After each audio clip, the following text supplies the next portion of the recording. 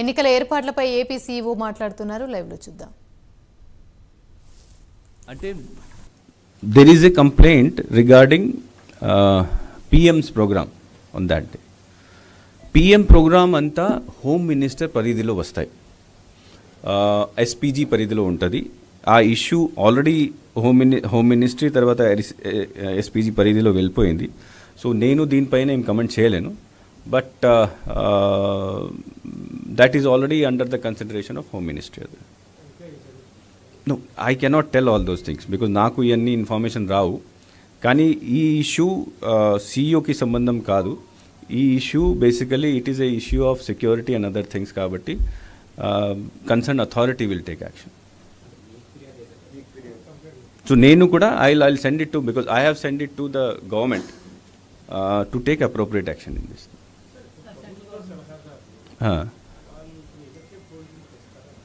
అందరూ వస్తారు. శాలరీస్కి దీనికి సంబంధం లేదు. ప్రభుత్వం అడ్వైజర్స్ని అపాయింట్ చేస్తుంది, అడ్వైజర్స్కి శాలరీ వస్తుంది. సో ఎంసీసీ వస్తే వాళ్ళని అక్కడ పోస్ట్ నుంచి తీసేయడం ఇట్లా ఉండదు. బికాస్ ప్రభుత్వం ఈరోజు కూడా ఉన్నది. ఆల్దో దే డోంట్ హ్యావ్, వాళ్ళకి పాలసీ చేయడానికి అధికారం లేదు. కానీ ఈరోజు కూడా ప్రభుత్వం ఉన్నది. ప్రభుత్వంలో పొలిటికల్ ఎగ్జిక్యూటివ్ ఈరోజు కూడా ఉన్నది. బట్ వాళ్ళకి ప్రభుత్వం నుంచి ఇస్తున్న ఫెసిలిటీస్ లైక్ ఆఫీషియల్ వెహికల్స్ ఇట్లాంటివి తీసేయడం జరుగుతుంది. శాలరీ అందరికీ వస్తుంది.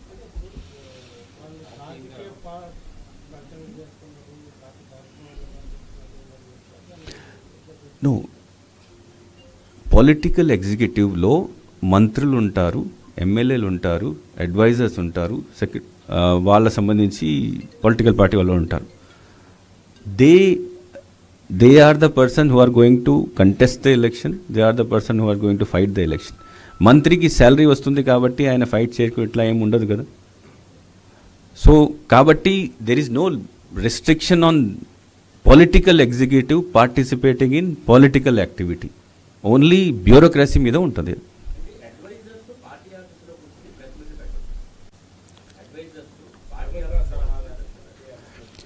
As I said, I am not going into the terminology adviser. I say political executive.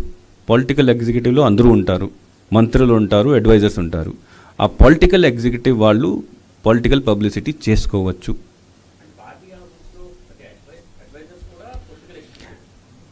అంటే what do you want to say? Adviser is వాళ్ళకి అందరికీ మంత్రి సమానంగా అధికారాలు ఉంటాయి, మంత్రి పదవి కూడా ఉంటుంది. సో నేను జనరల్ టర్మ్ చెప్తున్నాను, political executive. They are part of political executive. Political publicity is their work and there, వాళ్ళ జాబ్ అదే.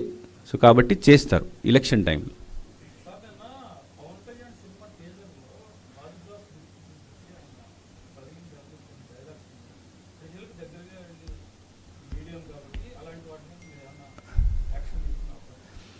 అంటే if any, I have not seen it కాబట్టి నేను దీనిపైన కమెంట్ చేయలేను. కానీ ఆ గ్లాస్ చూపించుకొని దీని ద్వారా పబ్లిసిటీ చేస్తే పొలిటికల్ అడ్వర్టైజ్మెంట్ కింద వస్తుంది. పొలిటికల్ అడ్వర్టైజ్మెంట్ చేసుకోవచ్చు, దర్ ఇస్ నో బ్యాన్ ఏం లేదు. కానీ పొలిటికల్ అడ్వర్టైజ్మెంట్ చేయాలంటే ముందు పర్మిషన్ తీసుకోవాలి. సో ఐఎమ్ నాట్ అవేర్, అది నేను చూడలేదు. చూసిన తర్వాత if it is a political advertisement అప్పుడు we will issue them a notice to apply for pre certification of that. No, అది నేను because I have not seen it, so నేను comment చేయలేను దీని మీద. బట్ ఎనీథింగ్ విచ్ పొలిటికల్గా ఎక్కడైనా ఏమైనా అపీల్ ఉంటే that will be considered as political advertisement. In what form he has done it, ఇది చూసిన తర్వాతనే తెలుస్తుంది. అది సంబడి ఎవరైనా కంప్లైంట్ చేసి మాకు చూపించాలి, లేకపోతే మనము వెళ్ళి ఇప్పుడు మీరు చెప్పారు కాబట్టి మేము చూస్తాం అది. బట్ చూసిన తర్వాత అది ఏ రకాలు ఉంది, దాంట్లో ఏం అపీల్ చేశారు, ఏం చేస్తున్నారు. బికాజ్ వాట్ హ్యాపన్స్ దట్ ఇది ఉంది, this is also a political symbol. ఇది కూడా ఉండొచ్చు, ఫ్యాన్ కూడా ఉండొచ్చు, సైకిల్ కూడా అన్నీ ఉంటాయి, మనం వాడతాం, రోజు వాడతాం. But that does not mean publicity కదా. సో కేస్ టు కేస్ చూస్తాం.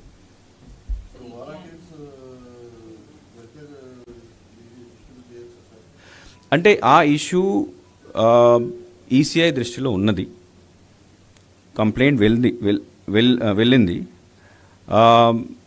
ఒక హైకోర్టు కేసు కూడా దీనిపైన ఉంది. హైకోర్టు కేసులో కూడా కన్సిడర్ చేయమని రిప్రజెంటేషన్ కన్సిడర్ చేయమని హైకోర్టు కూడా వారు కూడా ఆదేశాలు ఇచ్చినారు. సో ఈసీఐ దృష్టిలో ఉంది, వాళ్ళు దీన్ని పరిశీలిస్తున్నారు, దీనిపైన సరైన ఆర్డర్ ఇస్తారు. అంటే క్యాండిడేట్ ఎక్స్పెండిచర్ని ఇప్పటి నుంచి కౌంట్ చేయలేము, because they have not even filed, nomination కూడా ఫైల్ చేయలేదు. నామినేషన్ ఫైల్ రోజు నుంచి ఆ రోజు నుంచి అంటే up to result day, counting date వరకు.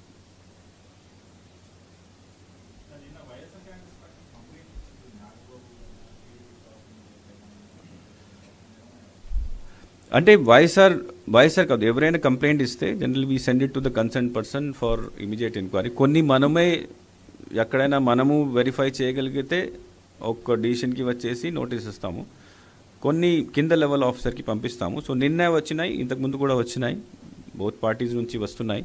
So we are sending it to the concern person taking action. As soon as we get the report further action చేయాలి మేము చేస్తాము.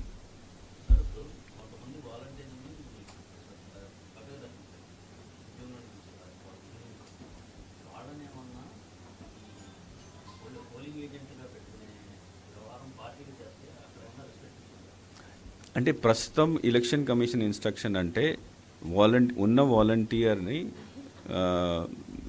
Not to involve in any election process, and they also can not be engaged as polling agents. మళ్ళీ వాళ్ళు resign చేసిన తర్వాత, లేకపోతే వాళ్ళని తీసేసిన తర్వాత, లేకపోతే వాళ్ళని కేసు పెట్టిన తర్వాత, ఇవన్నీ అయిన తర్వాత కూడా వాళ్ళని పోలింగ్ ఏజెంట్గా పెట్టచ్చా లేదా, అది కరెక్ట్ టైంలో మేము చెప్తాం.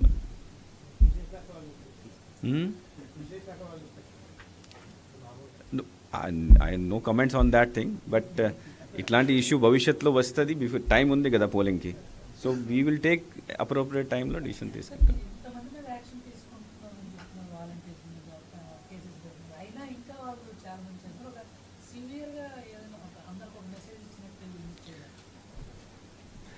అంటే జస్ట్ సింపుల్ ఎగ్జాంపుల్, అది దాంట్లో రాయకండి. మన దేశంలో కాదు, మొత్తం ప్రపంచంలోనే ఎవరైనా మర్డర్ చేస్తే ఊరి శిక్ష ఎప్పటి నుంచి ఉంది, కానీ మర్డర్ ఆపలేదు.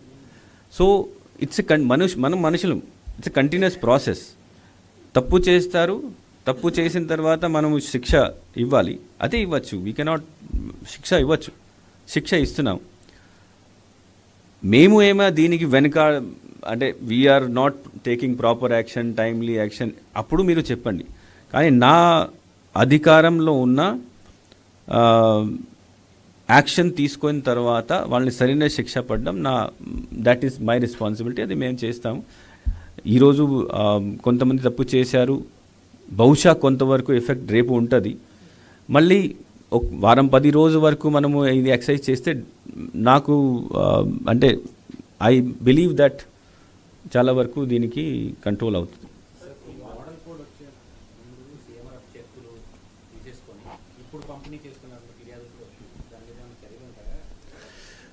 అంటే if benefit is already been released 16th ముందు, ఎంసీసీ చేసిన ముందు ఓ బెనిఫిట్ ఆల్రెడీ రిలీజ్ చేసేసారు అప్పుడు ఆ డేట్లో, అది తప్పు ఏం లేదు.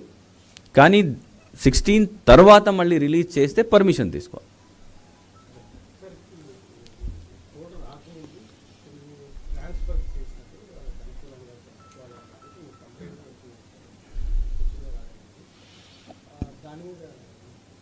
అంటే కంప్లైంట్స్కి యాజ్ ఐ సెడ్, ఎక్కడైనా మనకు కంప్లైంట్ వస్తే మేము ఎంక్వైరీ చేసి యాక్షన్ తీసుకుంటాం. ఫర్ ఎగ్జాంపుల్, జస్ట్ ఎగ్జాంపుల్ చెప్తున్నాను,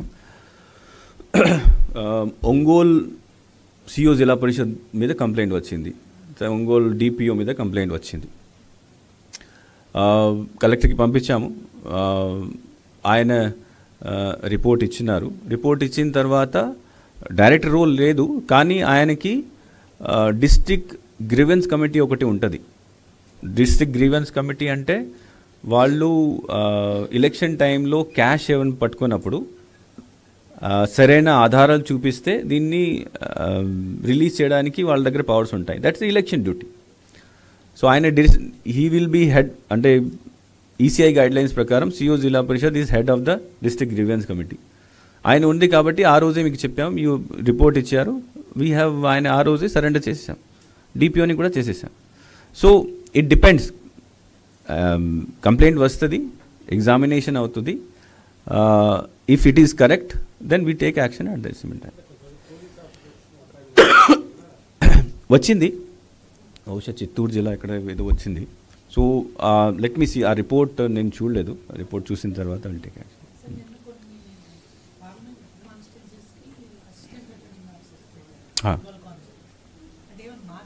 నో, మార్చేరే కాదు. కలెక్టర్స్ ఏమన్నారంటే మాకు కొంతమంది ఎక్స్ట్రా ఏఆర్ఓస్ కావాలి. This is not original ARO కాదు, ఎక్స్ట్రా అడిషనల్ ఏఆర్ఓ అంటాము మనము. సో మాకు ఇంకా కొన్ని చోట్ల డిఆర్ఓని ఏఆర్ఓగా డిక్లేర్ చేయలేదు, కొన్ని చోట్ల వేరే సీనియర్ ఆఫీసర్స్ ఉన్నారు. సో కలెక్టర్స్ ఏం అడిగానంటే మాకు కొంతమంది ఎక్స్ట్రా మనిషి కావాలి పని చేయడం కోసం. ఎలక్షన్లో స్టాచ్యుటరీ పదవి లేకపోతే వాళ్ళు పని చేయడానికి అవకాశం ఉంది కాబట్టి మేము కమిషన్కి పంపించి these are all additional ARO.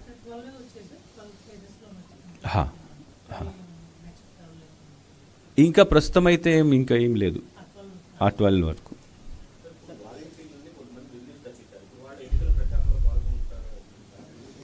అదే చెప్పాను కదా, నువ్వు బేసికలీ మేము చేయాల్సిన పని మేము చేస్తామంటే ఎవరైనా తప్పు చేస్తే వాళ్ళకి యాక్షన్ తీసుకుంటాం. దీని తర్వాత ఆయన ఏం చేస్తారు అది how can I control that thing.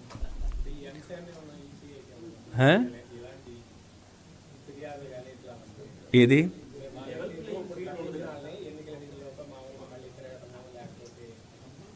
No, I cannot say it now. కొన్ని రోజు పరిస్థితి చూసిన తర్వాత, బికాజ్ ఇప్పుడు ఈరోజు ఓన్లీ ఒక 40 మంది మీద యాక్షన్ అయ్యింది, ఇంకా కంప్లైంట్స్ పెండింగ్ ఉన్నాయి, వాళ్ళ మీద కూడా యాక్షన్ ఉంటుంది డిపెండింగ్ ఆన్ వాళ్ళు ఏం చేశారు. సో వచ్చే టైంలో ఇట్లా తిరుగుతుంది ఆ issue, then accordingly will take action.